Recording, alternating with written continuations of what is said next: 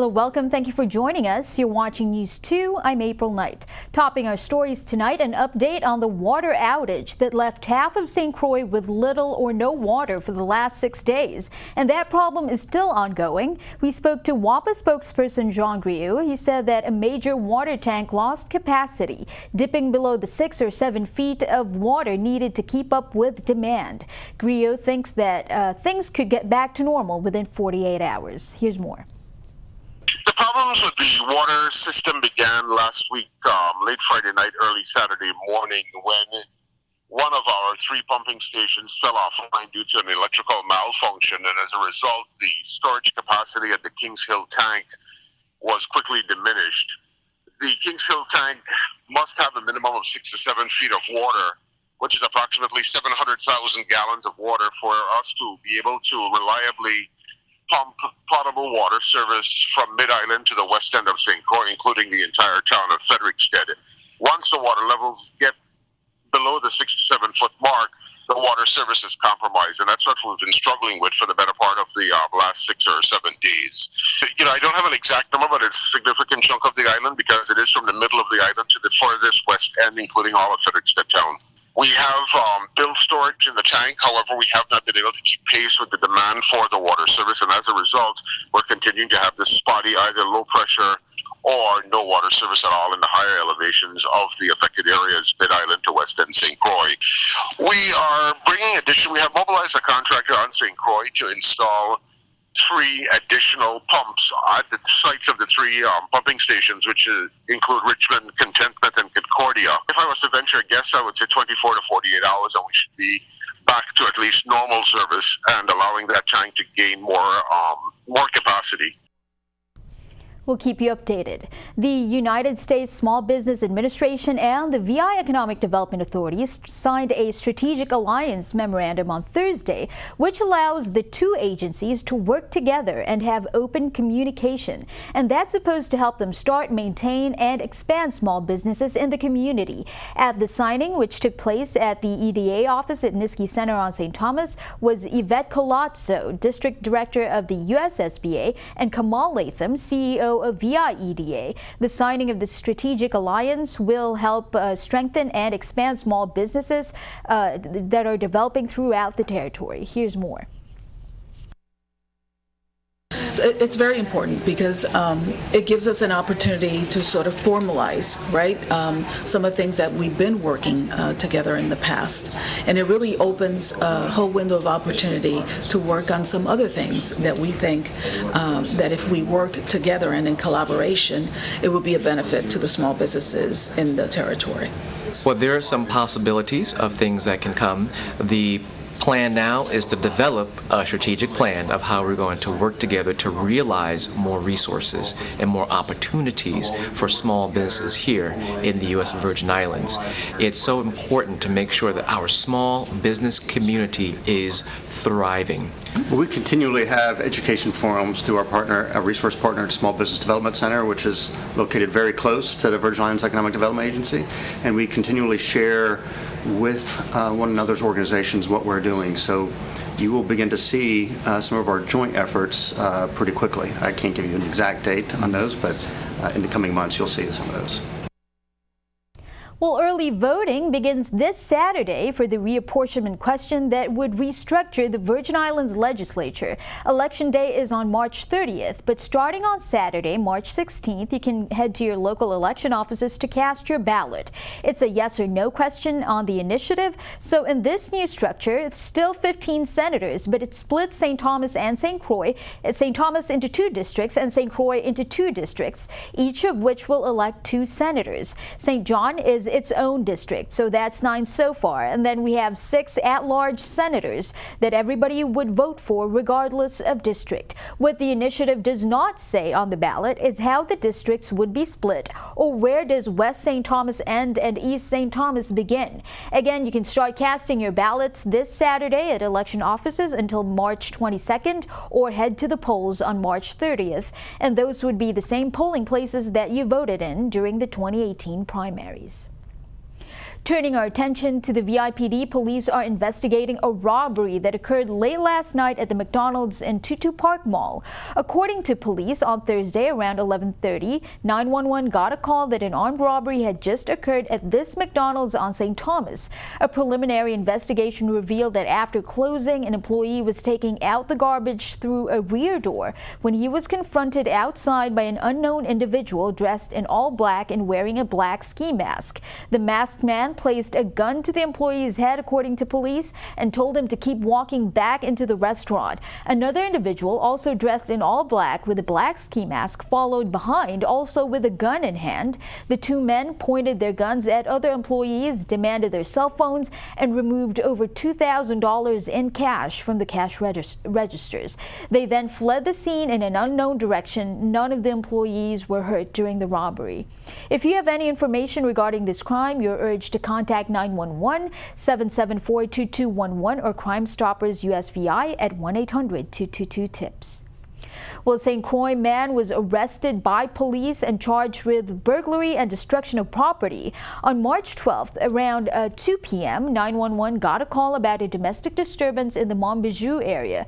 A woman told police that a male acquaintance, Akeem James, broke into her apartment without permission while she was inside. James stole her purse and left, according to the woman, and then returned and damaged her apartment window. James, 29 years old, admitted to entering the apartment without permission and taking the purse. He was charged with a burglary, second-degree domestic violence, and destruction of property domestic violence. No bail was set, according to the domestic violence statute. James is now at the Golden Grove facility pending his advice of rights hearing. Also, a St. Thomas man was sentenced to 12.5 years for sexually assaulting a minor. Osvaldo Tavares, 48, of St. Thomas, was sentenced as a result of his conviction for transporting a minor for illegal sexual activity, and this according to the U.S. Attorney's Office. According to court documents, around January 30th last year, Tavares brought a 13-year-old child who lived in his house from the Bavoni area to Mariendal, where he engaged in sexual intercourse with a minor. This is first-degree aggravated rape under Virgin Islands law. District Court Judge Curtis Gomez sentenced Tavares to 115 months and a lifetime of supervised release. Tavares is also required to register as a sex offender. Coming up next, a peek into a thriving CBD shop on St. Croix when we come back.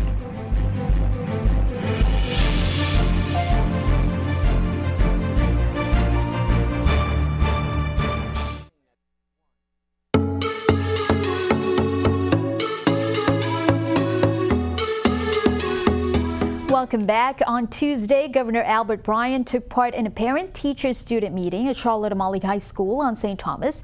The governor shared some of his childhood experiences in school and said that children learn at varying paces. He also left these remarks for the attendees. Here's more. Take the time to make your child's education a real education. Expose them to a lot of things. You could have a concert pianist in your midst and you don't know because they've never seen a piano. The other thing I want to do is I want to put more field trips in school. Students need to be exposed to what is in our environment, the careers that are out there, all the wonderful things to do. Because if you don't know, if you've never been exposed to it, then you'll never know you want to do it. These are just some of the things that I think about when I think about my vision for education and improving. And it probably won't happen under my tenure because these types of things take time, but I want us to be the best talent development engine in the region. That means that we have a system that not only prepares you to compete in the world educationally, but in regards to sports, in regards to the arts, music, whatever it is, that we are truly giving our young people an opportunity to explore all of their talents and giving them the resources to perfect them, so that we won't have flukes like Kim Duncan and Julian Jackson. We'll just have a steady stream of people that are excelling out of the Virgin Islands because we've prepared them well. They're ready to go out and be successful. Well, downtown Fredericksted has a new cafe, but there's something different about the beverages served at 840 Cafe. Following newly passed cannabis legislation in the Virgin Islands, 840 wants LLC is continuing both the local and national advocacy of cannabis and the industry's ability to bring about job creation and community involvement. Here's Stephanie Brown with more. 840 is a new coffee shop and juice bar in downtown Fredericksted, but owners Kevin and Bill are offering a unique experience. Well, the main thing that really differentiates our business from any other business is that we're essentially building our business based around the cannabis plant. Kevin and Ben hopes to progress conversations about cannabis as well as move forward in creating an industry around the plant. The shop both serves and provides CBD, which are free of THC, that is responsible for the euphoric high effect. Both men believe that cannabis can cultivate job creation and community empowerment. So only in the past 80 years has our government really taken away our ability to utilize this plant and demonized it, wrongfully so, ranking it with heroin and as a Schedule I drug.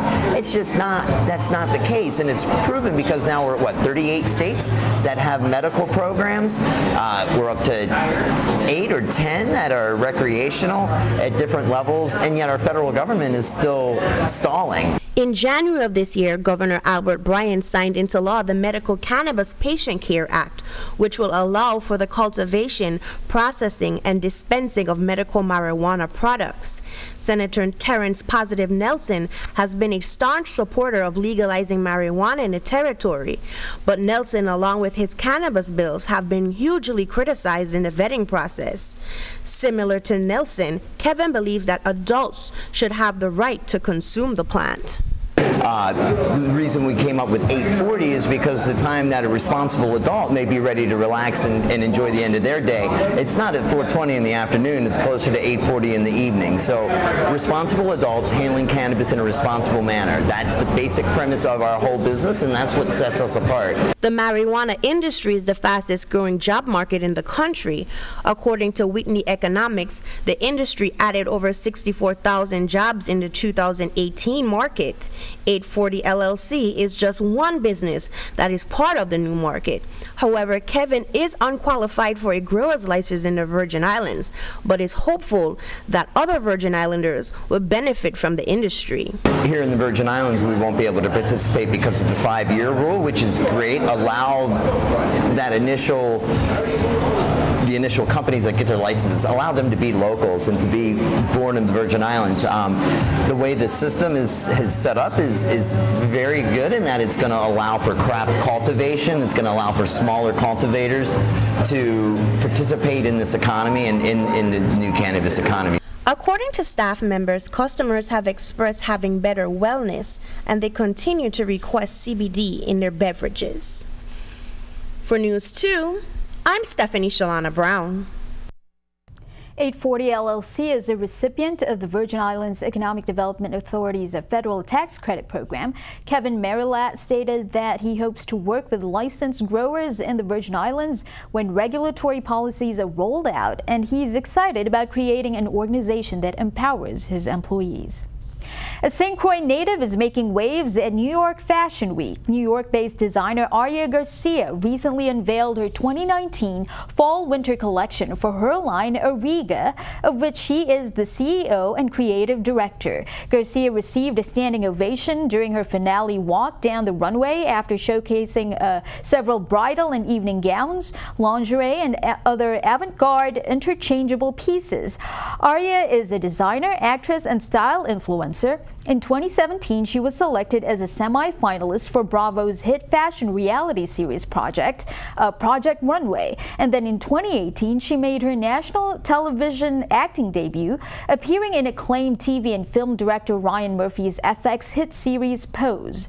Aria Garcia, who is transgender, was born and raised on St. Croix. She credits the sewing machine that her grandmother gave her when she was 8 years old. She said that ignited her dream of becoming a fashion designer, and she wants Virgin Islands youth to pursue their dreams with the same passion. My grandmother gifted me my very first sewing machine when I was 8 years old. It was the catalyst that inspired me to pursue designing and a career in fashion. The Virgin Islands' rich culture and having the opportunity to create gowns for local pageants undoubtedly cultivated my passion. As a proud member of the LGBTQ community, I want to encourage our youth, whatever your aspirations are, dream big, apply yourself, dedicate yourself, be true to who you are, let your authenticity educate those who may not understand, and the universe will reward you immensely. Stick around, Pet of the Week and your News 2 AccuWeather forecast that's coming up next.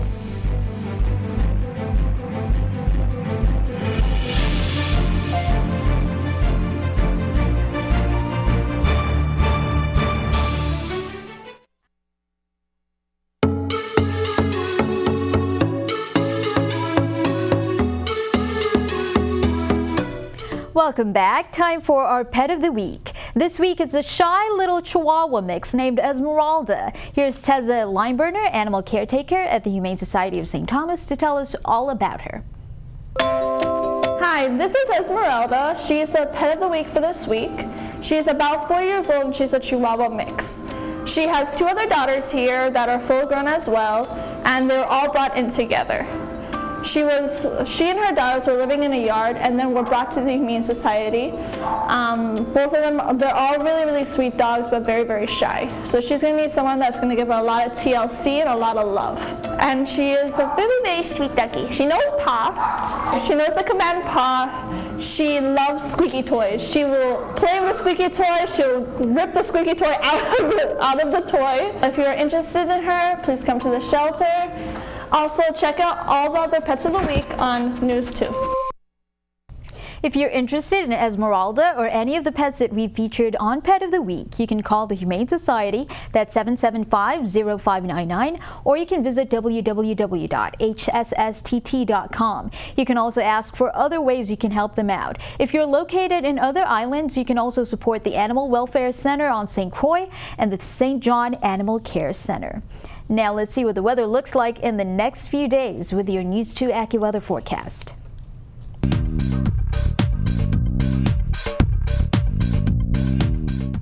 Good evening. As we continue through your forecast here, lots of dry air going to be in place, and that's going to limit any chance of shower activity into the coming days. But notice that on your current satellite, we do have this band of clouds to the north. That is a frontal system, a weak one, that's going to continue to try to press its way further south into Puerto Rico as well as in the Virgin Islands.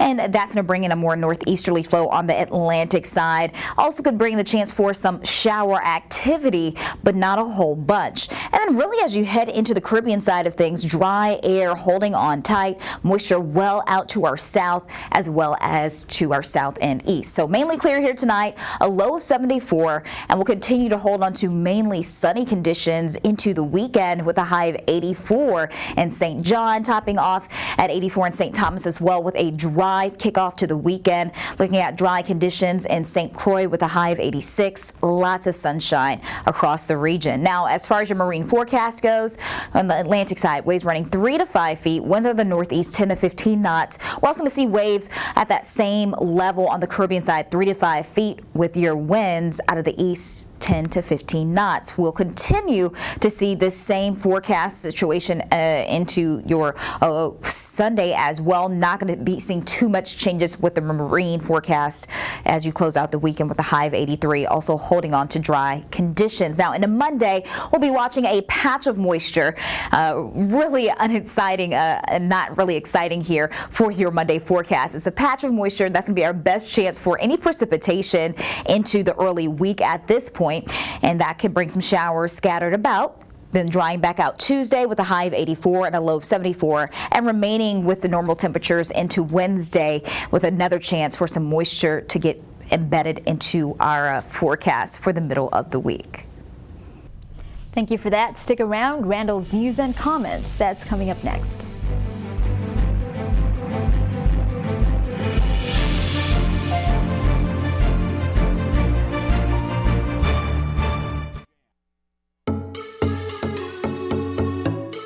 You're watching News 2. This is Alex Randall with News and Comment. You got to hand it to the women. They sure can jam. Jogger jam, that is. This was the 37th annual Jogger Jam, 5 kilometers around Schneider Hospital, and more than 110 women took part. Our congratulations to Carol Goldberg. She was the top senior citizen of the group over age 70. Only took her 21 minutes to run 5 kilometers. And Janisha Ellis, she did the running in 32 minutes, and she's under 6 years of age. A big thank you to the Fruit Bowl for hosting the Women's Jogger Jam. 22 high-rise is coming down. Maybe we should sing that. Coming down, coming down. Housing Authority got $59 million to begin demolishing and replacing 22 high-rise. 5 buildings, 96 units, all coming down. The big deal is that FEMA is sending a lot more money to revamp some 3,000 public housing units. Almost $1 billion over 8 years. And while we're talking federal money, the Department of Commerce is sending $27 million to expand and improve both airports. Cyril King Airport St. Thomas is going to get a 4-level parking garage, 700 parking spaces with room for the car rental and transportation businesses. And on St. Croix, they plan to enclose the airport walkways, rehab the lounge and the restrooms, and upgrade the concession space. It's always nice when the federal government sends money. What a star. You got to hand it to Aaliyah Boston. She is big. Not just tall at 6 feet 5 inches tall, she's a star. She led her Massachusetts high school to its 2nd straight New England Preparatory School Athletic Council Championship. And she's the Gatorade Girl Basketball Player of the Year for the state of Massachusetts. She may be their national winner, too. ESPN says she's number 1. And she's headed to the University of South Carolina to play basketball. But first, she's got to go to the McDonald's All-American game. This is a local girl making good news in the big world. St. John has a new business, and it's a good idea. Instead of trying to recycle plastic containers, why not reuse them? So here comes St. John Eco Station in the old lumberyard complex that lets customers bring refillable containers and then buy things like laundry detergent, window cleaner, other cleaners in concentrated form, and just add water. It turns out that some 87% of most products are the container and the water. So they're bringing the big barrels of highly concentrated stuff to St. John and using local reusable containers with local water. Check out the St. John Eco Station in the old lumberyard. Good news from the University of the Virgin Islands Research Technology Park. 4 new companies coming to join the RT Park. New companies mean new business and new jobs. Buck Island Partners is a team of experts that help new companies on the path to growth.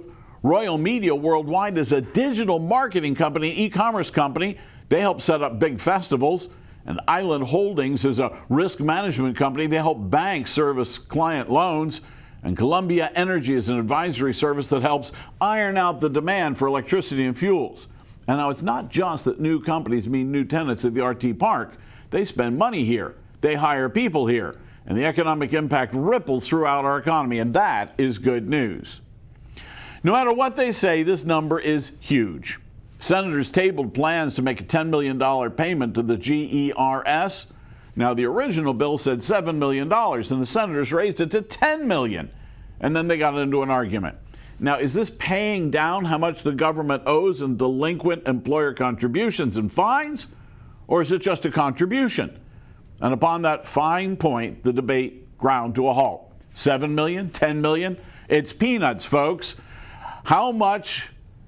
That's how much they blew building that West Bay supermarket. The big number at GERS is $71 million. That's how much our government owes the government employees retirement system. Big buck, $71 million. So as long as you're arguing, you don't have to pay anything. So they tabled the bill and sent no money. Thanks for watching. This is Alex Randall with News and Comment. Now, back to April. Thank you for that, Alex. Before we go, our condolences to the city of Christchurch in New Zealand, where 49 Muslims were killed yesterday in a shooting attack from a self-proclaimed white supremacist. New Zealand Prime Minister Jacinda Ardern is calling it a terrorist attack. And that's it for our show tonight. Make sure you follow us on Facebook at News2VI or Instagram at TV2USVI. Tag us on any stories you want to see on the news or send us a message on Messenger. You can also email us at newsdirector@tv2.vi. Thanks again for joining us on News 2. I'm April Knight. We'll see you next time. Have a wonderful weekend.